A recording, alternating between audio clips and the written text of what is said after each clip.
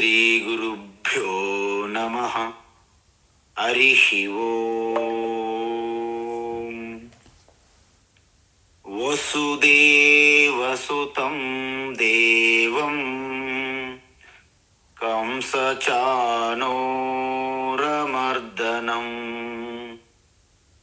దేవకీ పరమానందం కృష్ణం వందే జగద్గురుం. తీర్త్వా మోహార్ణవం హత్వా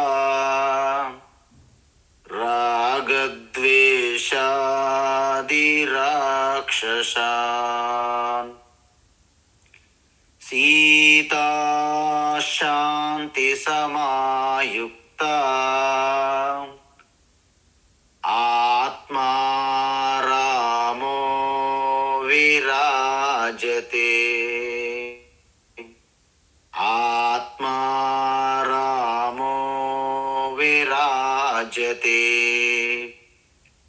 ఆత్మస్వరూప బంధుగణ భగవద్గీత జ్ఞానయజ్ఞంలో భాగంగా 7వ అధ్యాయం అంటే ద్వితీయ షట్కము అంటారు. చాలా ముఖ్యమైనటువంటి అధ్యాయం. అయితే ఇప్పటి వరకు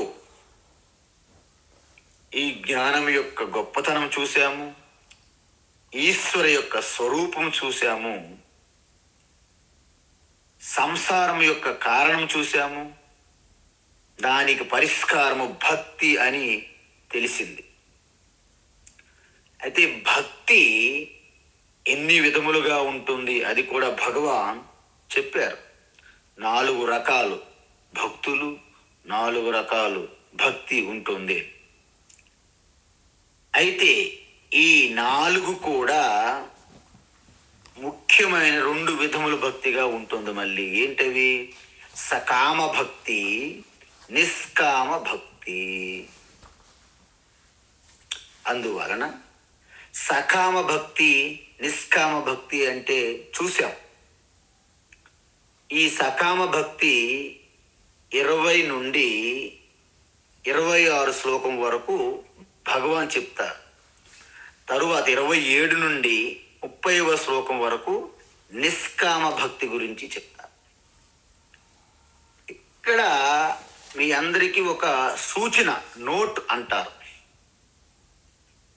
మనము సకామ భక్తి, అదేవిధంగా సగుణ ఈశ్వర భక్తి అంటారు. మనం సగుణ ఈశ్వర భక్తి ప్రారంభించి అంటే ఏంటి? ఒక నామము, ఒక రూపము ఉంటుంది. అయితే మనం ఈ సకామ భక్తి నుండి నెమ్మదిగా ఉత్తీర్ణత సాధించి నిష్కామ భక్తి, నిర్గుణ రూప అంటే నామము రూపము రహితమైన ఈశ్వర స్వరూపంలోకి మనము ప్రవేశించాల్సి ఉంటుంది. అందుకే మన పురాణాలన్నీ ఇదే విధానం, దృష్టి, దృక్పథంతో రాయడం జరిగింది. అందువలన మీరు ఒక్కసారి వివేకంతో ఆలోచిస్తే ఒకే పురాణం పూర్తి ప్రామాణికంగా అనుకున్నారనుకోండి, మీకు విరుద్ధం అనిపిస్తున్నాయి పురాణాలు. నేను విష్ణు పురాణం చూశాను. అందులో ఏముంటుంది? విష్ణు సుప్రీం గాడ్ అంటే మొత్తము పరమాత్మ స్వరూపం ఒక్క విష్ణువే ఉంటారన్నమాట. విష్ణు కాకుండా ఏ దేవీ దేవత ఉన్నప్పటికీ వాళ్ళందరూ కూడాను ఆ విష్ణుమూర్తికి జస్ట్ ఒక విభూతులుగా ఉంటారంతే. అంటే విష్ణుమూర్తి యొక్క ఆదేశానుసారంగా ఉన్న దేవతలుగానే ఉంటారు. అది శివ అవని, బ్రహ్మదేవ అవని, ఇంద్రదేవ అవని, గణేష్ అవని, ఎవరైనా సరే శక్తి, పరాశక్తి. అదేవిధంగా శివపురాణములు మనం చూసామనుకోండి, శివ మహాదేవ్ సుప్రీం గాడ్. ఆ సుప్రీం గాడ్ మహాదేవ తప్ప విష్ణు కానీ, బ్రహ్మ కానీ, దేవి కానీ, గణేష్ కానీ, ఎవరైనా సరే, సూర్య, ఇంద్ర, అందరూ కూడా వారికి ఆదేశాలు పాటించే విభూతులుగానే ఉంటారు. ఇది మనకు స్పష్టం కావాలి. అంటే అర్థం ఏమిటి అంటే, మనము సర్వవ్యాపి పరమాత్మ స్వరూపాన్ని మనము ఒక రూపంలో దర్శిస్తున్నాం అంతే తప్ప ఆయన మిగతా దేవతలన్నిటికీ వేరు కాదు. ఎలా? ఒక వ్యక్తి ఉన్నారు. ఒక వ్యక్తి ఉన్నప్పుడు ఆయనకి పాదముల దగ్గర పూజ చేసిన, ఆయన శిరస్సుకు పూజ చేసిన, ఆయన బాహువులకు పూజ చేసిన వ్యక్తి మొత్తంకి పూజ చెందుతుంది కదా. అదేవిధంగా ఈ పరమాత్మ మొత్తం విశ్వరూప పరమాత్మలో సృష్టి అంతా కూడా ఆయన అవయవాలుగా ఉంటాయి కాబట్టి మిగతా దేవతలంతా కూడా ఆయన అంగములుగా ఉంటారు కాబట్టి ఏ ఏ దేవతకైనా మీరు పూజ ప్రారంభించి ఆ విశ్వరూప పరమాత్మను మనము అనుసంధానం కావచ్చును అని చెప్పారు. అది ఎలా? మీకు చిన్న ఉదాహరణ చెప్పాలనుకుంటున్నా. ప్రతి దేశానికి ఒక జాతీయ జెండా అంటారు, అంటే ఒక కలర్, ఫ్లాగ్. మన భారతదేశానికి ఒక జాతీయ జెండా ఉంది, త్రివర్ణ పతాకం అంట. ఆ జెండాకు మనము వందనము చేస్తే ఏమండి, కేవలము ఒక గుడ్డ ముక్కకి మనము వందనం చేస్తున్నామా? లేదు, యావత్తు భారతదేశానికి మొత్తం మనము వందనం చేస్తున్నాం. అందువలన ఒలింపిక్స్లో ఏదైనా మన వాళ్ళు క్రికెట్ మ్యాచ్లో గెలిస్తే ఆ జెండా రెపరెపలాడి మన గర్వము, మన అస్మిత, మన అస్తిత్వం, మన సామర్థ్యం, శక్తి, శౌర్యం ప్రకటిస్తాం. ఎలా? ఆ జెండాలోనే చూస్తాం మొత్తం. అదేవిధంగా ఒక నామము, ఒక రూపముని మీరు పట్టుకున్నప్పటికీ ఆ నామము, ఆ రూపములో సమస్త సృష్టి స్థితి లయ కారణమైనటువంటి పరమాత్మను మీరు ఇన్వోక్ అంటే అనుసంధానం చేయగలిగితే మీ యొక్క భక్తి యొక్క ప్రయోజనం సిద్ధించినట్లు లెక్క. అందుకే వాసుదేవ సర్వమితి అని భగవద్గీతలో చెప్తే అర్థం ఏమిటి? సర్వవ్యాపి చైతన్య స్వరూపైనటువంటి వాసుదేవ అల్టిమేట్ పరమాత్మ. ఈ భగవద్గీతలో చెప్పిన విధానంలో మనం చూసినప్పుడు వాసుదేవ పరమాత్మ తప్ప మీరు ఏ దేవీ దేవతకి పూజ చేసినా వాళ్ళంతా కూడాను పరిమితమైనటువంటి సగుణ రూపాలైనటువంటి అన్యదేవతా భక్తి అవుతుంది. ఎందుకంటే పరమాత్మ కృష్ణ సర్వవ్యాపి చైతన్యం. మిగతా దేవీ దేవతలు రుద్ర, బ్రహ్మ, సరస్వతి, దేవి, గణేష్, సూర్య, ఇంద్ర, చంద్ర అన్నీ కూడా అన్య దేవతలుగా మారుతారు. ఇదే విధానంగా మీరు శివపురాణము, దేవి పురాణం తీసుకోమనుకోండి. దేవి అల్టిమేట్ పరమాత్మ స్వరూపం. దాంట్లో బ్రహ్మ, విష్ణు, శివ అందరూ కూడా అన్య దేవతలుగా ఉంటారు. అందుకే ఈ ఒకే రూపము, ఒక నామము తీసుకొని నేను సర్వవ్యాపి పరమాత్మని ఎలా అనుసంధానం చేయగలను అని ప్రశ్న. అందుకే దీనికి ముఖ్యమైన కారణం ఏమిటంటే ఇష్టదేవత అని అడుగుతారు. అందుకే మీ ఇష్టదేవత ఎవరండి అంటాం. ఎందుకు? ఆ ఇష్టదేవత అనేది ముందు మీరు కనెక్ట్ అయ్యి అనుసంధానం అయ్యి ఆ దేవీ దేవత ద్వారా మొత్తం విశ్వరూప పరమాత్మను మీరు అనుసంధానం చేస్తారు. ఉదాహరణకి నా ఇష్టదేవత రామ. అందువలన నాకు రామే అల్టిమేట్ పరమాత్మ. మరి శివ సంగతి ఏంటి? శివ అన్యదేవత, పరిమితంగా ఉన్నటువంటి దేవతే శివ. రామ అల్టిమేట్ నాకు. ఒకవేళ కొంతమందికి షిరిడి బాబా ఇష్టదేవత, ఓకే, తప్పేమి లేదు. అయితే వాళ్ళ దృష్టి ఎలా ఉంటుందో తెలుసా? షిరిడి బాబా ఈజ్ ద అల్టిమేట్ పరమాత్మ. ఇక రామ, కృష్ణ, శివ, బ్రహ్మ, సరస్వతి, కాళీ, గణేష్ అందరూ కూడాను పరిమితమైనటువంటి పరిచ్ఛిన్నమైనటువంటి అన్య దేవతలుగా ఉంటారు. ఎవరికి? షిరిడి బాబా. ఎందుకు? షిరిడి బాబా ద్వారా వాళ్ళ సమస్త విశ్వరూప ఈశ్వరుని అనుసంధానం అవుతున్నారు.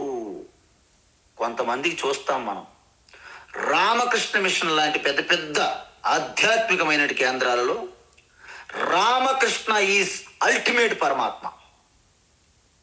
మరి వాళ్ళ దృష్టిలో బ్రహ్మ, విష్ణు, శివ అన్య దేవతలే. అందుకే రామకృష్ణ మిషన్లోకి ఎన్నో మఠాలకు వెళ్ళేటప్పుడు పెద్ద అధిష్టాన దేవతగా రామకృష్ణ ఉంటారు. అటువైపు శారదాదేవి, ఇటువైపు వివేకానంద. మరి బ్రహ్మ, విష్ణు, గణేశుల సంగతి ఏంటి? చిన్న చిన్న ఫోటోలు ఎక్కడో ఉంటాయి. అర్థమైందా? ఏమి తప్పు కాదు. కానీ రామకృష్ణ ఇష్టదేవతగా ఉన్నటువంటి రామకృష్ణ మిషన్ కూడా ఆ రామకృష్ణ ద్వారా అండపిండ బ్రహ్మాండమంతా వ్యాపించి ఉన్న ఈశ్వరునికి అనుసంధానం అవ్వాల్సిందే.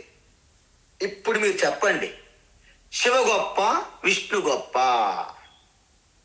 ఏంటండి ఆ ప్రశ్న? అది ఏమైనా బాగుంది ఆ ప్రశ్న? శివ గొప్ప, విష్ణు గొప్ప అని ఎప్పుడు వస్తుందండి? అస్సలు రానే రాదు. ఎందుకు రాదు? మీరు ఏ దేవుణ్ణి ఇష్టదేవునిగా కొలిస్తే ఆయనే మీకు నిర్గుణ పరమాత్మ, సర్వవ్యాపి పరమాత్మగా ప్రతీకగా ఉంటారు. చెప్పాను ఇప్పుడే. అందువలన ఇక్కడ శివ గొప్ప, విష్ణు గొప్ప అని పోట్లాడుకోవడము, ఓ పెద్ద సైన్యాలు పార్టీలుగా విడిపోవడము అనేది చాలా సంకుచిత భావం. ఎందుకంటే ఇక్కడ శివ కూడాను అల్టిమేట్ పరమాత్మకి ప్రతీకగా తీసుకోవచ్చు, విష్ణు కూడాను అల్టిమేట్ పరమాత్మకి ప్రతీకగా తీసుకోవచ్చు, అయ్యప్పకు కూడా అల్టిమేట్ పరమాత్మగా తీసుకోవచ్చు, సంతోషిని మాతను కూడా అల్టిమేట్ పరమాత్మగా తీసుకోవచ్చు, ఈవెన్ షిరిడి బాబాను కూడా అల్టిమేట్ పరమాత్మగా తీసుకోవచ్చు. ఊరికే ఎందుకు? బాబా ఉపాధి శరీరంతో మనకు పని లేదు. బాబాని ముందు ప్రారంభములో ఆలంబన చేసుకుంటూ ఆధారం చేసుకొని విశ్వరూప పరమాత్మ కనెక్ట్ అవుతున్నాం మనం. అది గురువు కూడా కావచ్చు. ఆవో గురుదేవ దర్శన దీజో తుముహు జగతకి దాత. ఏమండి, గురువు శరీరంగా, గురువు ఒక వ్యక్తిగా ప్రపంచానికి, జగత్తుకి దాత ఎలాగ అవ్వగలరు? అవలేరు. అంటే సృష్టి స్థితి లయ స్వరూపతుము అంటే గురు స్వరూపము మళ్ళీ ఈశ్వర స్వరూపమే. ఆ స్వరూపము సృష్టి స్థితి లయ కారణం. అందువలన ఆయన ఎవరు? తుమే హో బ్రహ్మ, తుమే హో విష్ణు, తుము హో శంకర రూప. గురువే బ్రహ్మ, గురువే విష్ణు, గురువే శివ. చూసారా? అది అద్భుతం. అందువలన కొంతమంది ఇంకో విషయం చెప్తాను, తమ తల్లిని ఇష్టదేవతగా తీసుకుని కూడా మొత్తం జగన్మాత తన తల్లే పరమాత్మగా భావించి కూడా మీరు విశ్వరూపాన్ని అనుసంధానం కావచ్చు. అంటే సృష్టిలో మీరు ఏ అంశను పట్టుకునైనా మొత్తం సమష్టి పరమాత్మను కనెక్ట్ అయ్యే విషయాన్ని భగవద్గీతలో చెప్పడం జరిగింది. అందువలన భగవద్గీత అంటే ఏంటంటే సకల ఉపనిషత్తులు, వేదములు, ఇతిహాసాలు, పురాణాలు మిక్సీలో వేస్తే వచ్చినటువంటి మిక్స్డ్ జ్యూస్ ఏదైతే ఉందో అదే భగవద్గీత అంటారు చాలా మంది మహాత్ములు. కాబట్టి ఇక్కడ ఈ యొక్క సగుణ సాకార రూపాన్ని పట్టుకుని మనము పోట్లాడుకోవద్దు అనే ఒక సూచన భగవాన్ శ్రీకృష్ణ చేశారు. అందువలన ఇప్పుడు చూడండి, ఎప్పుడైతే బాగా పరిచ్ఛిన్నమైనటువంటి సగుణ రూపంతో ప్రారంభించి తన కోరికల చిట్టాన్ని ఒక్కొక్కటి పెట్టి ఈశ్వరుని ముందు ఆ యొక్క పరిమితమైనటువంటి సగుణ రూపంకి పరిమితం అయిపోయి చాలా మంది అక్కడే ఆగిపోతారు. వాళ్ళని ఏమన్నారు భగవాన్? మూఢాహ, మూడులు, అజ్ఞానులు. హృతజ్ఞానా, వాళ్ళ వివేక బుద్ధి కొల్లగొట్టబడినది. అందువలన వాళ్ళు ఏం చేస్తారంటే సకామ భక్తి ద్వారా మాత్రమే పరిమితంగా ఉన్నటువంటి ఫలాలను కోరుకుంటారు.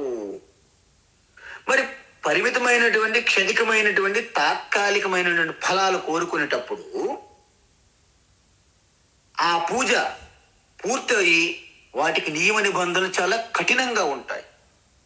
ఆ నియమాలన్నింటినీ పాటించాలి, ఒక్కడు కూడా వదలకుండా. ఏ సమయంలో చెయ్యాలి ఆ సమయంలోనే చెయ్యాలి, ఎన్ని రోజులు చెయ్యాలి అన్ని రోజులే చెయ్యాలి. ఓకే, ఏ ప్రదేశంలో చెయ్యాలి, ఎటువంటి ఆహారం తీసుకోవాలి, ఎటువంటి ప్రసాదం, వడల, పూరీన, పొంగల, పాయసమా, ఏ ప్రసాదం పెట్టాలి, ఎటువంటి వస్త్రాలు ధరించాలి, ఇవన్నీ నియమాలే. మనం ఏమిటి తినాలి ఏమి తినకూడదు అంటే అటు ఏ దిక్కుని పెట్టాలి ప్రతిమ మూర్తి అంటే చూడండి, మీకు ఈ యొక్క సగుణ ఈశ్వర పూజకి ఇన్ని నియమాలు వస్తాయి. మరి అందుకే ఏమన్నారు, తం తం నియమమాస్థాయ, ఏ ఏ దేవతలకు చేస్తామో ఆయా దేవీ దేవతల ఆధారంగా మీ నియమాలు మారుతుంటాయి. అందుకు ప్రకృత్యా నియతా స్వయా అంటే మన స్వభావానికి అనుగుణంగా మనము ఆ పూజ నియమాలు పాటిస్తాము. రావణుడు ఆయన రజోగుణ స్వరూపం ఉన్నది కాబట్టి జటా కటాహ సంభ్రమ భ్రమ నిలింప నిర్జరి, చూసారా వాయిస్లోనే తెలిసిపోతుంది ఆయన ఎంత రజోగుణ సంపన్నుడైనటువంటి భక్తుడని. అందువలన మన స్వభావం అంటే రాగద్వేషాలతో కూడి ఉన్నటువంటి ప్రకృతి స్వభావం ఉంది కదా, వాటికి అనుగుణంగానే మనము ఒక సగుణ సాకార రూప ఈశ్వరుని మనము పూజించి సకామ భక్తిగా ప్రారంభిస్తాము. అందుకే పురాణాల్లో రాక్షసులందరూ చూడండి ఒంటి కాలుతో ఓం బ్రహ్మణే నమః, ఓం నమః శివాయ, ఓం నమో నారాయణాయ, ఒక్కొక్క దేవతకి వాళ్ళు ఆవాహన చేస్తూ అలాగ జపం చేస్తూ ధ్యానం చేస్తూ తపస్సు చేస్తారు.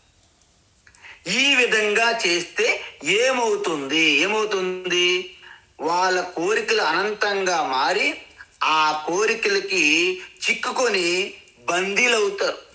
కోరికలు ఎప్పటికీ తీరవు కదా, 2 కోరికలు తీరాలనుకుంటే అవి తీరుతున్నాయో లేదో 200 కోరికలు ఆల్రెడీ లైన్లో ఉన్నాయి. అందువలన భగవాన్ వాళ్ళకి ఏమి హెచ్చరిక చేస్తున్నారు, హెచ్చరిక కాదు అసలు జరుగుతున్నటువంటి ప్రణాళిక ఏమిటి అని చెప్తున్నారు. ఏంటి, యో యో యాం యాం తనుం భక్తః, యో యో యాం యాం తనుం భక్తః, యో యో యాం యాం తనుం భక్తః,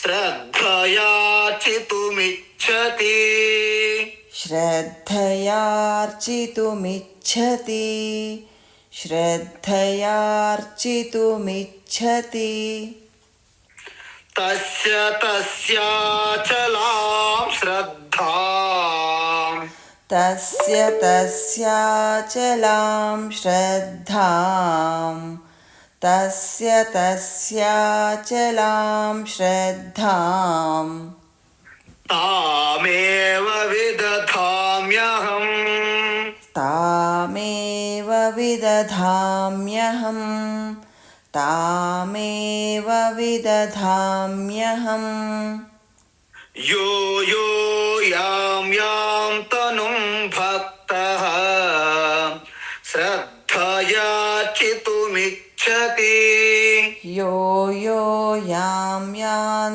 తనుం భక్తః శ్రద్ధయార్చితుమిచ్చతి, యో యో యాం యాం తనుం భక్తః శ్రద్ధయార్చితుమిచ్చతి, తస్య తస్యాచలాం శ్రద్ధాం తామేవ విదధామ్యహం, తస్య తస్యాచలాం శ్రద్ధాం తామేవ విదధామ్యహం తస్య తస్యాచలాం శ్రద్ధాం తామేవ విదధామ్యహం.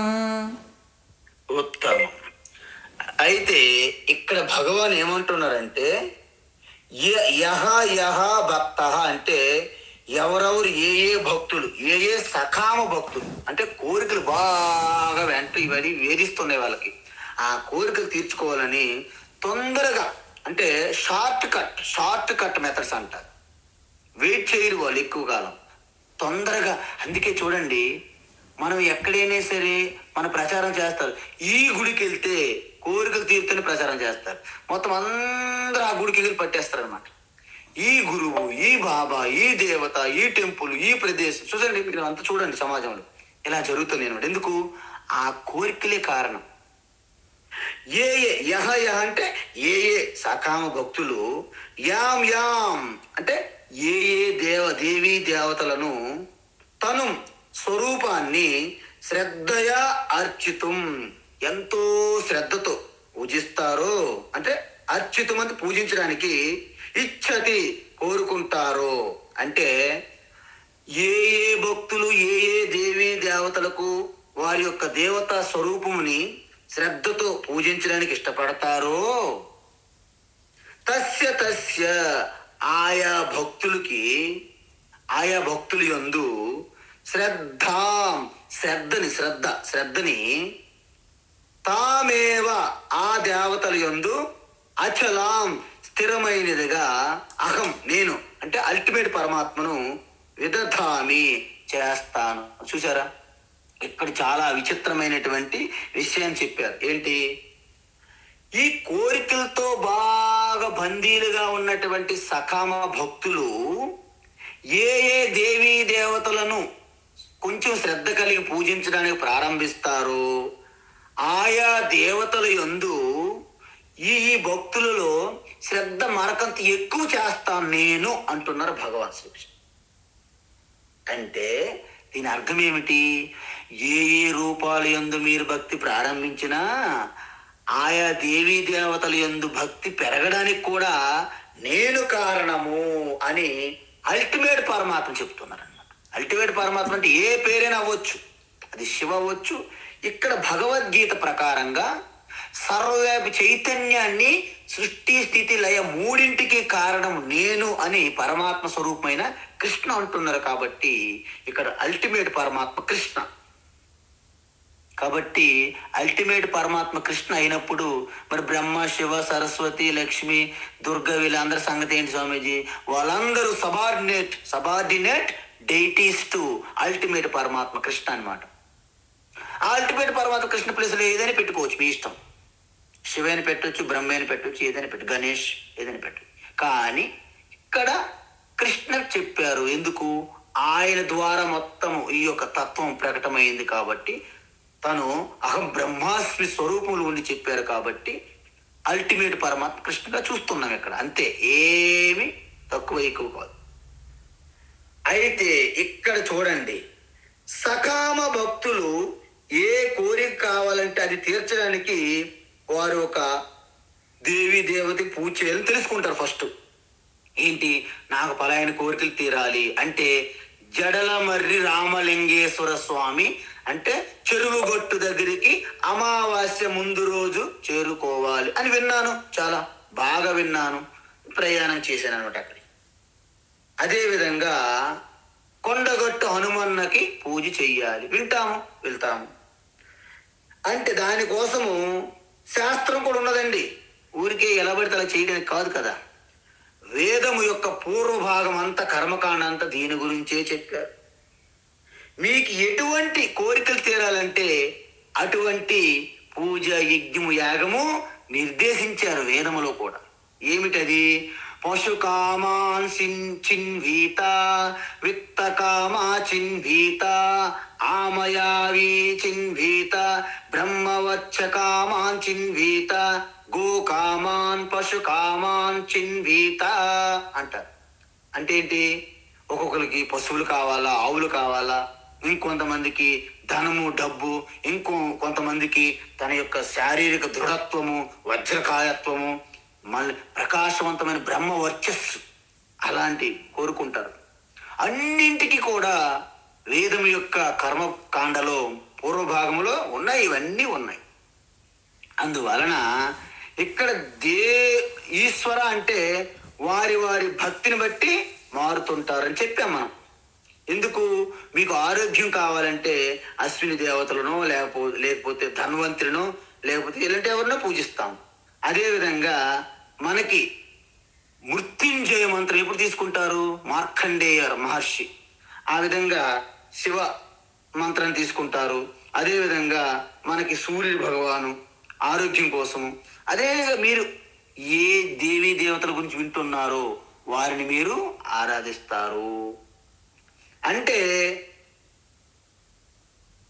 అలా చేయడం వల్ల కోరికలు తీరుతాయా లేదా అని మీకు డౌట్ ఉంది. కానీ భగవాన్ ఏమంటున్నారు? ఖచ్చితంగా తీరుతాయి కోరికలు. ఎందుకు తీరుతాయి? శ్రద్ధయా అచ్యుతమిచ్చతి. ఎందుకంటే దానికి ఒక కండిషన్ ఉంది. ఎవరైతే శ్రద్ధగా వ్రతము పూజ చేస్తారో వారి కోరిక తప్పకుండా తీరుతుంది. కానీ ఎలా తీరుతుంది? ఆ రహస్యం ఇప్పుడు చెప్తున్నారనమాట. అందుకే మనం ఏమనుకుంటాము? మనం ఏదో కొత్త బాబాని, ఎవరో ఒక మహాత్ముని పూజిస్తుంటే మన కోరికలు తీరుతున్నాయి అనుకుంటారు మీరు. కానీ నిజంగా ఏ విధంగా తీరుతున్నాయి? దాని యొక్క రహస్యం ఏమిటి? ఇక్కడ గీతలో ఉన్నదనమాట. అది ఎలా?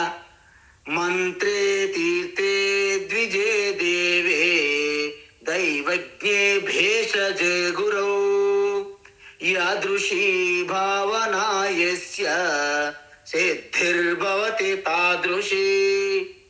ఇక్కడ నుండే యద్భావం తద్భవతి అని వచ్చిందనమాట. ఏంటది? 7 అంశాలు మీకు ఫలితాన్ని ఇస్తాయి. ఎలా? మీకు ఎంత ఎక్కువ భక్తి ఉంటే అంత ఎక్కువ ఫలితాన్ని వస్తుంది మీకు. అందులో ఈశ్వర భక్తి ఎంత శ్రద్ధగా చేస్తే అంటే మంత్రము, ద్విజత్వము, దైవత్వము, విశ్వజే గురువు అంటే వైద్యులు, గురువు, ఏ రూపంలోనైనా సరే మీరు ఆ ఈశ్వరుని ఆరాధించవచ్చును. అంటే మీ యొక్క శ్రద్ధ పైనే ఆ ఫలితం ఆధారపడి ఉందండి. అంతే. ఎంత శ్రద్ధ ఉంటే అంత ఫలితం ఆధారపడి ఉంటుంది. నాకు కొందరు వస్తుంటారు, స్వామీజీ మీ చెవులకి రుద్రాక్ష ఉంది, అది ఎంత పవర్ఫుల్ అన్నారు. నేను అన్నాను, రుద్రాక్షలో పవర్ లేదు. మరి ఏంటి మరి రుద్రాక్ష ఏకముఖి పంచముఖి అని చెప్తారు కదా. రుద్రాక్షలో పవర్ లేదు, మరి ఎక్కడుంది? నాలో ఉంది అన్న. మరి రుద్రాక్ష ఎందుకు పెట్టుకుంటున్నారు? నా పవర్ని రుద్రాక్ష మీద పెట్టి నేను పెట్టుకున్నాను అన్న. ఎందుకు? రుద్రాక్ష పైన మీకు ఎంత శ్రద్ధ ఉందో ఆ శ్రద్ధ ఆధారంగా అంత శక్తి మీకు కలుగుతుంది. అందుకే మంత్ర దీక్ష ఇస్తాం మేము. మంత్రదీక్ష. స్వామీజీ మంత్రంలో శక్తి ఉందా? ఉంది. ఎలా? నీ శ్రద్ధ బట్టే ఉంటుంది మంత్రంలో శక్తి. నీకు శ్రద్ధ లేదు, ఆ మంత్రం వల్ల ఎటువంటి ప్రయోజనము ఉండదు, నువ్వెన్ని మంత్రాలు జపించిన. అంటే ఎంత శ్రద్ధ మనం కలిగి ఉంటే అంత ఫలితము మనకు వస్తున్నదన్నమాట. ఎలాగా? తస్య శ్రద్ధాం అహం అచలాం విదధామి. అంటే ఆయా భక్తుల యందు ఆయా దేవీ దేవతలు ఏదైతే పూజిస్తున్నారో ఆ దేవీ దేవతల పైన అంత శ్రద్ధ, స్థిరమైన శ్రద్ధని నేనే వృద్ధి చేస్తున్నాను. ఆయన ఎలా చేస్తారండి? ఆయన ఎలా చేస్తారంటే మీ అందరికీ చెప్పాను నేను. మొత్తం విశ్వమంతా విశ్వరూప ఈశ్వరుగా ఉన్నటువంటి ఆ పరమాత్మ యావత్తు సృష్టి అంతా ఆయన శరీరములో అంగాలే. అందువలన ఏ దేవీ దేవతాకారము నామంతో మీరు పూజించినప్పటికీ అల్టిమేట్ పరమాత్మ నుంచి మనకి రిజల్ట్ వస్తుంది. ఏమండి, మనకు చిన్న అవసరం అయితే ఒక కౌన్సిలర్ పట్టుకొని మనము చేయించుకుంటాము. నిజంగా కౌన్సిలర్కి అంత శక్తి ఎక్కడదండి? లోకల్ ఎమ్మెల్యే నుంచి వచ్చింది. మరి లోకల్ ఎమ్మెల్యేకి ఆ శక్తి ఎక్కడి నుంచి వచ్చిందండి? మినిస్టర్ నుండి. మరి మినిస్ట్రీకి ఆ శక్తి ఎక్కడి నుండి వచ్చిందండి? ముఖ్యమంత్రి. ముఖ్యమంత్రికి ఆ శక్తి ప్రధానమంత్రి. చూసారా? అదే విధంగా అల్టిమేట్ పరమాత్మ కృష్ణ. మీరు కృష్ణ పూజించట్లేదు. ఊరుకోండి, ఈయనేంటి రాసలీలలు, గోపితో ఆటలు పాటలు, వెన్న దొంగ, రణచోర, ఏవో రకరకాల కథలు చెప్తారు. అందువలన పరమాత్మ కృష్ణ పక్కన పెడతారు. కానీ మీరు ఒక గురువును బాబాను పట్టుకుంటారు. లేకపోతే ఓ వెంకటేశ్వర స్వామి, ఓ శివాలయము, ఓ విష్ణాలయము, రామాలయము, దేవి అని పట్టుకుంటారు. హనుమాన్, గణేష్, ఇవన్నీ మీరు చేస్తున్నప్పటికీ హనుమాన్ని మీరు పూజిస్తున్నారు. కృష్ణ పరమాత్మ వదిలేశారు, నో ప్రాబ్లం.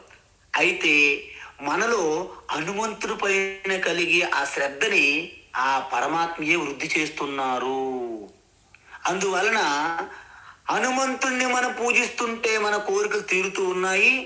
మనకొచ్చే ఫలితము హనుమంతుడి నుంచి వచ్చినట్టే అనిపిస్తుంది. కానీ వాస్తవానికి ఆ సర్వ పరమాత్మ నుండే త్రూ హనుమంతుడి ద్వారా వస్తున్నాయి. Via Hanuman, via Kali, via Ganesh, via Suryadev, via Indradev, అలా వస్తాయి అన్నమాట. అంటే అల్టిమేట్ విశ్వరూప పరమాత్మ నుండి సకలం సిద్ధిస్తుంది. కానీ సగుణ సాకార రూపంగా మనం భక్తి చేస్తున్నాం కాబట్టి ఆయా దేవీ దేవత ద్వారా వస్తున్నట్టు అనిపిస్తుంది. అందుకే మీరు ఏ దేవీ దేవతను పూజించినా ఏమి తప్పు కాదు, అంత కరెక్టే, రైట్. కానీ ఏ దేవీ దేవతను పూజిస్తున్నామో ఆ దేవీ దేవతయే అల్టిమేట్ పరమాత్మను కూడా మనం చూడగలిగితే మీ యొక్క జ్ఞానము విస్తృతమైనట్టు లెక్క. ఈ విధంగా చేస్తే భగవద్గీతలో ఏ దేవీ దేవతనైనా మనము పూజించవచ్చు. ముందే చెప్పాను మీకు. ఈ శరీరం అంతా నేను అనే వ్యక్తికి ఏ అంగముకు మనం పూజించినా ఆ వ్యక్తికి ఎలాగైతే చెందుతుందో, ఈ సృష్టిలో ఉన్న ఏ దేవీ దేవత నామము మూర్తిని మీరు పూజించినా అల్టిమేట్ పరమాత్మకే చెందుతుంది. మీకు ఆ దేవీ దేవత నుండి వచ్చినటువంటి ఫలితం కూడా ఆ అల్టిమేట్ పరమాత్మ నుండి వస్తుంది అని చెప్పారు.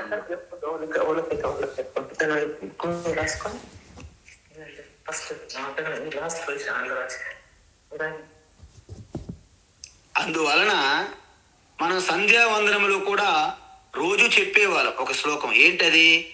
ఆకాశాత్ పతితం తోయం యథా గచ్చతి సాగరం సర్వదేవ నమస్కారః కేశవం ప్రతి గచ్చతి. చూసారా? ఆకాశాత్ పతితం తోయం, ఆకాశం నుండి పడుతున్నటువంటి ఆ వర్షపు నీరు యథా గచ్చతి సాగరం, చివరికి ఎలాగైతే సముద్రంలో కలుస్తున్నదో అదే విధంగా సర్వ విశ్వే దేవాహ, అంటే విశ్వంలో ఉన్నటువంటి ఎటువంటి ఈశ్వర విభూతికి మీరు పూజించినా చివరికి ఎక్కడ చేరుతుంది? కేశవం ప్రతి గచ్చతి. ఇక్కడ కేశవం అంటే సర్వవ్యాపి సర్వాంతర్యామి పరమాత్మ అని అర్థం. అంతే తప్ప కేశవ అంటే విష్ణు, సో విష్ణు పెద్ద ఈశ్వర, శివ చిన్న ఈశ్వర అలాగ పెట్టుకోకూడదు. ఇక్కడ నేనేమంటానంటే సర్వదేవ నమస్కారః ఈశ్వరం ప్రతి గచ్చతి, దేవిం ప్రతి గచ్చతి, శక్తిం ప్రతి గచ్చతి, ఏదని పెట్టుకోవచ్చు.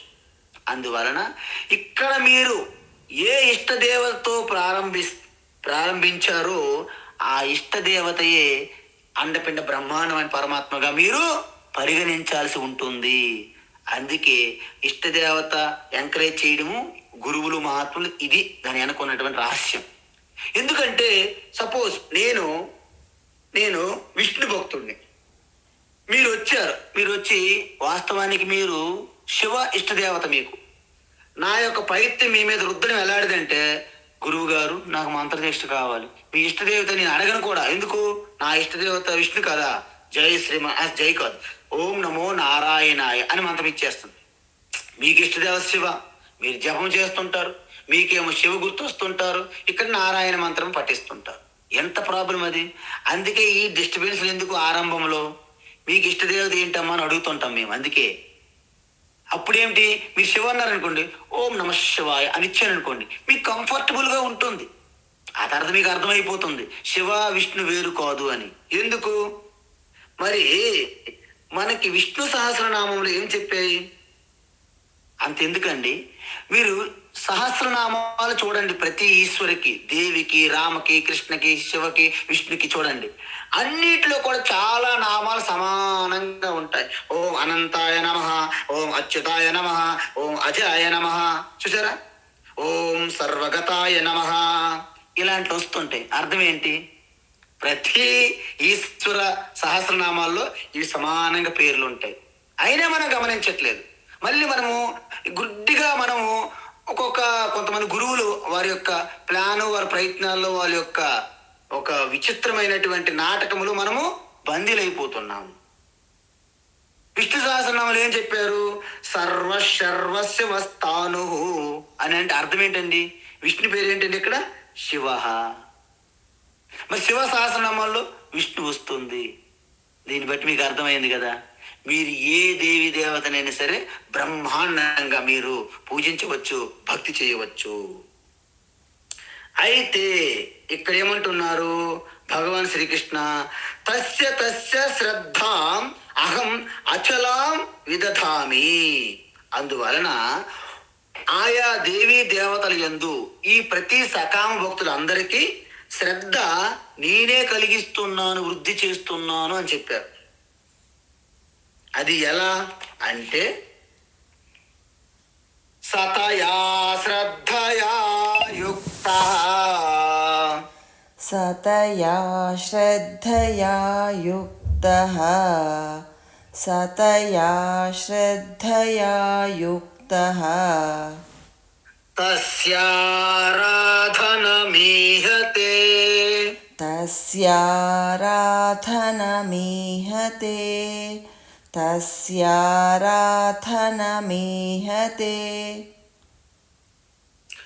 లభతే చ తతః కామాన్, లభతే చ తతః కామాన్, లభతే చ తతః కామాన్, మయైవ విహితాన్ హితాన్, మయైవ విహితాన్ హితాన్, మయైవ విహితాన్ హితాన్, సతయా శ్రద్ధయా యుక్తః తస్యారాధనమీహతే, సతయా శ్రద్ధయా యుక్తః తస్యారాధనమీహతే, సతయా శ్రద్ధయా యుక్తః తస్యారాధనమీహతే, లభతే చ తతః కామాన్, మయైవ విహితాన్ హితాన్, లభతే చ తతః కామాన్, మయైవ విహితాన్ హితాన్, లభతే చ తతః కామాన్, మయైవ విహితాన్ హితాన్. ఉత్తమం. అయితే ఇక్కడ భగవాన్ ఏమంటున్నారంటే సహా తయా శ్రద్ధయా యుక్త, అంటే ఎవరైతే పూర్తి శ్రద్ధతో ఆ దేవీ దేవతలను ఆరాధిస్తారో, అంటే పూర్తి ఇష్టంతో చేయాలి, భయంతో చేయకూడదు, కష్టంతో చేయకూడదు. ఇష్టపడి ఎవరైతే ఆ యొక్క దేవీ దేవతలతో చేస్తారో ఆ దేవీ దేవతలను అనుగ్రహం కలగాలి కదా, ఆశీర్వాదం మనకి. అది మయా ఏవ విహితాం, అంటే వాళ్ళకి విహితములైనటువంటి, అంటే యోగ్యములైనటువంటి ఆ యొక్క కామనలు తీర్చే, ఆ కోరికలు తీర్చే ఫలాలు ఏవైతే ఉన్నాయో, విహితములైనటువంటి ఆ భోగములను, విహితాన్ తాన్ సర్వాన్ కామ, అంటే మీరు ఏ కోరికలు పట్టుకొని ఆ దేవీ దేవతలని పట్టుకొని ఆరాధిస్తున్నారో ఆ పూజలకు అనుగుణంగా వచ్చే ఫలము నిస్సందేహంగా నేనే ఇస్తున్నాను, వాళ్ళు ఖచ్చితంగా పొందుతారు. అందుకే మనము చాలా ఎంత స్పష్టంగా చెప్తామండి. ఈరోజు మీరు రథసప్తమి మంగళవారం పడింది, హనుమంతుని పూజించండి, సూర్యుని పూజించండి అని చెప్తుంటాం. ఖచ్చితంగా మీ కోరికలు తీర్తాయని బల్ల గుద్ది చెప్తుంటారు కొంతమంది. అది నిజమే, అది అబద్ధం కాదు. ఎందుకు కాదు? ఎందుకంటే మీరు ఎంత శ్రద్ధానిష్టతో చేస్తే ఆ శ్రద్ధానిష్ట ద్వారా మీరు కోరుకున్నది అయ్యే తీరుతుంది. కానీ మనమేమనుకుంటాము, కేవలం మనం చూస్తున్న రూపము ఆ ఈశ్వర నామము ఆ రూపము నుండి వస్తుందని మనకు అనిపిస్తుంది. కానీ మనకి కలిగే ఆ ఫలితం ఏదైతే ఉందో ఆ సర్వవ్యాపి ఈశ్వరు నుంచే వస్తున్నది. అది నేనే ఇస్తున్నానని భగవాన్ శ్రీకృష్ణ స్వయంగా చెప్తున్నారు. ఇక్కడ భగవాన్ శ్రీకృష్ణ దేవకీ వసుదేవ పుత్రుడిగా మనం పరిగణించరాదు సుమా. అలాంటి వసుదేవ పుత్ర కృష్ణ ఈ సకల ఈశ్వర విభూతులకు కూడా స్వామి కాలేరు. మరి సర్వవ్యాపి చైతన్య స్వరూప పరమాత్మ కృష్ణ అంటే వాసుదేవ, అంటే సకల సృష్టి అంతా ఉనికిగా ఉండి చైతన్య స్ఫురణగా ఉన్న అంతర్యామిగా ఉన్న వాసుదేవ గురించి మాట్లాడుతున్నాం మనం. అందువలన ఈ విధంగా మీరు ఒక ప్రత్యక్షమైనటువంటి ఒక దైవాన్ని మీరు ఆరాధిస్తే, అందువలన ఎప్పుడైతే ఒక ఈశ్వరుని పూజ చేస్తే ఆ కోరిక తీరుతుందో అప్పుడే ఆ దేవుణ్ణి ప్రత్యక్ష దేవుడు, ప్రత్యక్షమండి, ప్రత్యక్ష భగవాన్ అని పిలుస్తాం మనం. ఎందుకు? ఈ కలియుగ దైవం ప్రత్యక్ష దైవం వెంకటేశ్వర స్వామి. ఎందుకంటారండి ఆ బిరుదులు? యాక్చువల్ టైటిల్ అది వెంకటేశ్వర స్వామికి, కలియుగ ప్రత్యక్ష దైవం వెంకటేశ్వర స్వామి. మరి మిగతా దేవతలందరూ అప్రత్యక్షం, వాళ్ళు ప్రత్యక్ష దేవతలు కాదు, ఊరికే పెట్టామా అంటే దీని అర్థం ఏంటంటే కొంతమందికి ప్రత్యక్ష దైవము సాక్షాత్ హనుమంతుడు, నేను పిలిస్తే పలుకుతున్నాడు, హనుమంతుడు ప్రత్యక్ష దైవం. కొంతమందికి అక్కడ రంగనాథ స్వామి ప్రత్యక్ష దైవం నాకు అంటారు. రామకృష్ణ పరమహంస కాళీదేవి అంటే కాళీమాత ప్రత్యక్ష దైవం ఆయనకి. వెంకటేశ్వర స్వామి గురించి చెప్పాలా? అది కలియుగంలో ఇంకంతకంటే నా భూతో నా భవిష్యత్ అంటారు. మరి అందుకెందుకు అంటున్నాం ఇవన్నీ అంటే, ఏ ఈశ్వరునికి మీరు పూజించడం వలన మీ కోరికలు తీరుతున్నాయో మనం ప్రచారం చేస్తాం. ప్రచారం చేయడం వలన అందరూ కూడాను లైన్ కడతారు అక్కడికి. అందుకే మీరు శివుని గురించి మీరు పూజ చేస్తే శివ మీ ప్రత్యక్ష దైవం అండి, మీతో మాట్లాడతారు శివ. అసలే ఆయన బోలే బాబా కాబట్టి ఆయన ఏమీ కోరుకోరు మీ నుండి, కేవలం గంగా జలము ఒక బిల్వ పత్రం వేస్తే చాలు. తీనో లోకోं के स्वामी हो भोलेनाथ, कर जोड़ कर श्रद्धा थे झुकये माथा, హర బోలా హర హర మహాదేవ హర బోలా హర హర మహ. అందుకే మా పోటీ యొక్క సన్యాసులు ఉంటారు చూడండి, సాధారణంగా ఈ హర మహాదేవ్ వెళ్ళిపోతారు. ఎందుకు? మాకు ఏం అక్కర్లే, కాస్త విభూతి జరిగితే ఒళ్ళంతా రాసుకొని అలా గొంతులు వేసుకొని గంగా తీరంలో తిరిగే ఈ సాధువులకి ఏమి అలంకారాలు, ఏమైశ్వర్యాలు ఏముంటాయి, అంత జై బోలే అని వెళ్ళిపోతుంటాం కేదార్నాథ్. కాబట్టి ఇక్కడ ఏ ఈశ్వరుడి మీద శ్రద్ధ ఇష్టపడుతున్నారు మీరు, వారు మీకు ప్రత్యక్షమండి, ఇతరులకు తెలియదు ఆ భావన. అందువలన ఏ ఈశ్వర దేవి దేవత మీద మీరు ఆరాధిస్తున్నారో వాటిపైన మీకు శ్రద్ధ కూడాను అల్టిమేట్ పరమాత్మ కలిగిస్తున్నారు. ఆ దేవీ దేవత నుండి వచ్చే ఆ ఫలం ఏదైతే ఉందో ఆయన ద్వారా మీకు అందుతున్నది అని చెప్పాను నేను. ఎందుకంటే ఇంతకుముందే చెప్పాం మనం, ఈ ముఖ్యమంత్రి కానీ ప్రధానమంత్రి కానీ ఎవరైనా సరే పై స్థాయిలో ఉండేటప్పుడు మనకి వారి యొక్క యాక్సెస్ మనకు దొరకదు. కానీ మన పనులు కావాలంటే కింద స్థాయి ఎమ్మెల్యేలను, చైర్మన్లను, కార్పొరేటర్లను, మేయర్లను పట్టుకుంటాం. వారికి నిజంగా అంత శక్తి అధికారం ఉందా? లేదు. పైనుండి కొంత అధికారం వాళ్ళకి వచ్చిందన్నమాట. అదే విధంగా మీరు ఏ దేవీ దేవతల రూపాన్ని నామాన్ని పట్టుకొని చేసినా వాళ్ళకి సర్వవ్యాపి పరమాత్మ నుండి వచ్చినటువంటి విభూతి శక్తి ద్వారా మనకి కోరికలు తీరుతున్నాయి.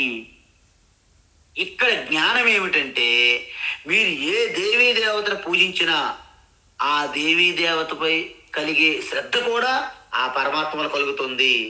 ఆ దేవీ దేవత వలన తీర్చే కోరికలు కూడా ఆ పరమాత్మ ద్వారా తీరుతున్నాయని తెలుసుకుంటే మీ సకామ భక్తి నుండి అలాగా విశ్వరూప భక్తికి, ఆ తరువాత నిష్కామ భక్తిలోకి వెళ్ళిపోతారు. ఎందుకు? అసలు ఈశ్వర కానిదంటూ సృష్టి లేదు. ఈశ్వరు ఎక్కడ ఉన్నారని ప్రశ్నిస్తే ఈశ్వరు ఎక్కడ లేరు అని ప్రశ్నించాలి. తిరిగి మనం సమాధానం చెప్పకూడదు. ఈశ్వరు ఎక్కడ ఉన్నాడు? తిరుపతిలో ఉన్నాడు, కాశీలో ఉన్నాడు. ఇలాంటి సమాధానాలు మీరు చెప్పకండి. ఎవరైనా ఈశ్వరు ఎక్కడ ఉన్నాడంటే ఈశ్వరు ఎక్కడ లేరు. వాస్తవానికి దేవుడు లేడండి అంటారు. అరే బాబా, దేవుడు లేడని అంటున్నావు చూడ మాట, ఆ మాట వెనక శక్తేనయ్యా దేవుడు. అందువలన ఈశ్వరుడు అంటే మనం అనుకునే కాన్సెప్ట్ ఈశ్వరుడు లేడంటుండ ఆయన. ఎందుకు ఆయనకి తెలియదు కదా పాపం. అందువల్ల అలాంటి వాళ్ళపైన మనం కోపించకూడదు, జాలి చూపెట్టాలి. అయ్యో పాపం ఈశ్వరు గురించి ఏమీ అర్థం కావట్లేదే, ఓ ఈశ్వర ఈయనకి సద్బుద్ధి ప్రాప్తించుగాక అని ప్రార్థన చేస్తాం. మనం ఇంకేం చేయగలం? అందువలన ఏమంటున్నారు, తతః కామాన్ లభతే. ఎందుకు? తస్య ఆరాధనం ఈయతే. ఎవరైతే ఆ యొక్క ఈశ్వరుని పూజ ఎక్కువ సమయంలో నిష్ఠతో చేస్తారో తత కామాన్ లభతే, వారి కోరికలన్నీ తీరుతూ ఉంటాయి. ఎందుకు? కృష్ణ పరమాత్మ ఇంతకు ముందు చెప్పారు. ఏమని చెప్పారు? మయైవ విహితాన్ కామాన్, ఆ కోరికలన్నింటినీ నేనే తీరుస్తాను. ఎవరి ద్వారా? వయ ఆయా దేవి దేవతల ద్వారా. శివ పరమాత్మ కూడా అలాగే అంటారు. శివ ఏమంటారు? నేనే అల్టిమేట్ పరమాత్మని. మీ కోరికలన్నీ మీరు ఎవరెవరికి పూజ చేస్తున్నారు నాకు తెలుస్తుంది, నేను చూస్తున్నాను. అయినప్పటికీ వాళ్ళ ద్వారా నేనే మీ కోరికలు తీరుస్తాను. మన ప్రధానమంత్రి అంటారు, మీరందరూ చాలా అవసరాల కోసం తిరుగుతున్నారు కదా, నేను చూస్తున్నాను, ఇక్కడ నుండి టెలిస్కోపుల ద్వారా చూస్తున్నాను. మీ కోరికలన్నీ మీ లోకల్ ఎమ్మెల్యేల ద్వారా నేనే తీరుస్తున్నాను అంటారు ప్రధానమంత్రి. తప్పేమని ఉందా? తప్పేమీ లేదు. మరి ప్రధానమంత్రి ఏమంటారంటే మీ లోకల్ ఎమ్మెల్యే పైన గౌరవం మీలో పెరగడానికి నేనే కారణం అన్నారు. అవునా కాదు? ఎందుకు? ఆయన టికెట్ ఇచ్చారు కాబట్టి వీళ్ళు ఎమ్మెల్యే ఎంపీ అయ్యారు కాబట్టి. మీ సమస్యల పరిష్కారం మీ లోకల్ ఎమ్మెల్యే ద్వారా అయినాయంటే నేనే ఆయనకి ఆ శక్తి ఇచ్చి మీ సమస్యను పరిష్కరించేలా చేశాను ఎంపీకి ఎమ్మెల్యేకి అంటే తప్పేమని ఉందా? లేదు. మరి అది తప్పు కానప్పుడు కృష్ణ పరమాత్మ ఏమంటున్నారంటే మీరు ఏ ఏ దేవీ దేవతల పైన శ్రద్ధ కలగడానికి కారణమైందో అది నేనే మీలో శ్రద్ధ పెంచాను అంటున్నారు. కరెక్టేగా? నిజమే. మీ భక్తికి కావలసినటువంటి మీ కోరికలు తీరినప్పుడు అవి కూడా ఆ దేవీ దేవతల ద్వారా నేనే కలిగిస్తున్నాను పరమాత్మ అన్నారు. తప్పులేదు కదా? అందుకే ఆయన ఏమన్నారు? కర్మ ఫల దాతగా చెప్పారు. ఏంటి? 5వ అధ్యాయం లాస్ట్ శ్లోకం ఏంటది? భోక్తారం యజ్ఞ తపసాం సర్వలోక మహేశ్వరం సుహృదం సర్వభూతానాం జ్ఞాత్వా మాం శాంతి మృచ్చతి అని చెప్పారు భగవాన్. 5వ అధ్యాయం లాస్ట్ శ్లోకం. అన్ని పూజలు చివరికి అందుకునేది నేనే అంటున్నారు ఆయన. చూసారా? ఈ సృష్టిలో ఎన్ని తపస్సులు, ఎన్ని సాధనలు, ఎన్ని పూజలు, ఎన్ని యజ్ఞాలు అన్ని చేసిన యజ్ఞోవై విష్ణు అంటారు వేదములో మంత్రం. అంటే అన్ని పూజలకి ఆ అందుకునేదంతా నేనే. మోక్షం కావాలంటే ఏ దేవుని పూజించాలి చెప్పండి? ఇప్పుడు మీరు మోక్షం కావాలంటే మీరు ఏ దేవుని పూజించాలి అంటే సర్వవ్యాపి చైతన్యముగా ఉన్న వాసుదేవ సర్వమితి. అది మోక్ష స్వరూప ఆత్మజ్ఞానము. అందువలన మోక్షం కోసం ఏది అనే చెప్పేటప్పుడు మీరు ప్రారంభంలో మీ ఇష్ట దేవతను పూజించండి. అలాగ ఇష్టదేవత కంటే భిన్నంగా సృష్టి ఏమీ లేదని తెలుసుకోండి. ఆ తర్వాత అన్ని రూపములు మీ సర్వవ్యాపి చైతన్య స్వరూపమైన మీ ఇష్టదేవతయే సకలం సర్వమని తెలుసుకోండి. ఆ విధంగా మెట్టు మెట్టు పైకి వెళ్ళాలి. అది భగవద్గీత పదే పదే మనకి చెప్తుందన్నమాట. అయితే ఇంకొకటి ఏంటంటే లభతే చ తత కామాన్ మయైవ విహితాన్ హి తాన్ అన్నారు. ఎందుకు లభతే అంటే అన్యదేవతా భక్త. అన్యదేవతా భక్త లభతే అంటే ఏంటి అంటే తక్కిన దేవతల భక్తులకు వారి కోరికలు తప్పకుండా తీరుతాయి. ఎలా? కామాన్ అంటే అన్ని కోరికలని అర్థం. కామాన్ అంటే మొత్తం కోరికలన్నీ. అంటే వారు కోరుకున్న వస్తువు లభ్యమవుతుంది కదా. కామయతే ఇది కామ అంటే భక్తులు ఆ దేవత తీరుస్తుందని భ్రమలో ఉంటారు. ఎందుకు? నేను షిరిడి బాబాను నమ్ముకున్నాను, పాంప్లెట్లు కొట్టించాను, కిరీటం పెట్టించాను, గోపురం కట్టించాను అని అంటారు. వాళ్ళు ఏమనుకుంటారు? డైరెక్ట్గా బాబాయే నాకు అన్ని చేశారు అంటారు. కానీ భగవాన్ ఏమంటున్నారు, నేను ఆ బాబా ద్వారా నీకు కలిగించానండి, అది గుర్తుంచుకో, ఇది సత్యం అని చెప్తున్నారు. అందువలన నా వల్లనే ఆ పరిచ్ఛిన్నమైనటువంటి సగుణ రూపము నుండి నీకు కోరిక తీరింది. ఎందుకు? నేను అనంత స్వరూపాన్ని, నా అనంత స్వరూపములో మీరు పూజిస్తున్న అందరు దేవతలు నాలోనే ఉన్నారు. అందుకే మన తెలివి ఎంత అయితే ఒక గోమాతను తీసుకొని సకల దేవతలు గోవులను ఉన్నారని మనం చూపెడతాం. చూసారా? అది అది అద్భుతమైనటువంటి గొప్ప ఒక రూపకల్పన. అందువలన ఈ తత్వం వెనక ఉన్నటువంటి సింబాలిజం మీరు అర్థం చేసుకుంటే మీకు ఎటువంటి కన్ఫ్యూజన్ ఉండదు. ఇది చెప్పకుండా కేవలం ఒక్కొక్క దేవీ దేవతల పేరు మీద టీములు, వ్యాపారాలు, వర్గాలు పెట్టుకొని వాళ్ళ మీద వీళ్ళు ద్వేషించడం, వీళ్ళు వాళ్ళ మీద ద్వేషించడం, ఇదంతా సంకుచితమైనటువంటి జ్ఞానము, మిడిమిడి జ్ఞానంతో ఉన్నటువంటి విశ్వవిఖ్యాత గురువులు చేస్తున్నటువంటి నాటకాలు, డ్రామాలు అంటాను నేను. ఇది అసలైన రహస్యం. మేమేం చెప్పాము?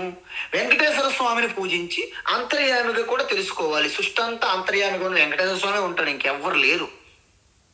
శ్రీరామచంద్ర అంటే కోదండరామని మనం పూజించి ఆత్మారామను తెలుసుకుంటే అయిపోయింది. విశ్వనాథ్, సోమనాథ్, కేదార్నాథ్, అమర్నాథ్ మనం పూజించినప్పుడు, కైలాసనాథ్ పూజిస్తూ మన హృదయస్థములో ఉన్న శాంత స్వరూపం చిదానంద శివ మనం తెలుసుకుంటే, శివ తప్ప సృష్టి ఇంకేముంది? ఏమీ లేదు. దీన్ని బట్టి మీకేం అర్థమైంది? ఇది అసలైనటువంటి రహస్యం అన్నమాట. అందువల్ల కేవలము శివ పార్టీ ఒకటి, విష్ణు పార్టీ ఒకటి, ఓం నమ శివాయ అంటే వీరికి నచ్చదు, జై శ్రీమన్నారాయణ అంటే వారికి నచ్చదు. ఇదేం పద్ధతండి? సనాతన ధర్మం అది కాదు కదా. సనాతన ధర్మము విశాలమైనది, వసుదైవ కుటుంబకం. అయం నిజోపరో వేతి గణనా లఘు చేతసాం ఉదార చరితానాంతో వసుదైవ కుటుంబకం. అయం నిజోపరో వేతి. వీళ్ళు మా వాళ్ళు, వీళ్ళంతా మా జై శ్రీమన్నారాయణ టీం, వాళ్ళంతా జై భోలేనాథ్ టీం, వీళ్ళంతా జై శ్రీరామ్ టీం. ఏంటి టీములండి? వీళ్ళంతా కూడాను లఘు చేతసాం, అల్ప బుద్ధి కలవారంట వాళ్ళు. వాళ్ళకి అల్ప బుద్ధి మూడులని టైటిల్ ఇచ్చారు శాస్త్రంలో. ఎందుకు? ఉదార చరితానాంతో, విశాలమైనటువంటి అనంత జ్ఞాన దృష్టి దృక్పథం కలిగి ఉన్నటువంటి ఉదార విశాల హృదయస్థులు, విశాల బుద్ధి కలిగిన వారు. వసుదైవ కుటుంబకం. ఎంటైర్ భూమాత, పృథ్వీ మండలం అంతా మన కుటుంబమే, మన పరివారము. పరివారంలో ఒకరిపై ఒకరికి ప్రేమ ఉంటుంది. అందుకే భూమండలం అంతా మనము పరివారంగా చూస్తాము. కానీ వీళ్ళు ఎలా చూస్తారు? అల్పబుద్ధి లఘు చేతసం కలిగిన వాళ్ళు ఈ ప్రపంచ భూమండలం అంతా ఒక మార్కెట్గా చూస్తారు. నాకేమిటి అంటారు. అందువలన వీళ్ళు పరాయి వాళ్ళు, వీళ్ళు మనవాళ్ళు అని విభజిస్తారు. విభజించి పాలించు, ఇది బ్రిటిష్ రూల్ అన్నమాట. కాబట్టి మన వసుదైవ కుటుంబకం సనాతన ధర్మం. అందుకే మన ప్రార్థన ఎప్పుడు వ్యక్తిగతం కాదు, లోకా సమస్త సుఖినో భవంతు, అది మనది. విశ్వ కళ్యాణం కోరుకునేవారే సనాతన ధర్మం అన్నమాట. హరి ఓం తత్సత్. సర్వం శ్రీకృష్ణార్పణమస్తు.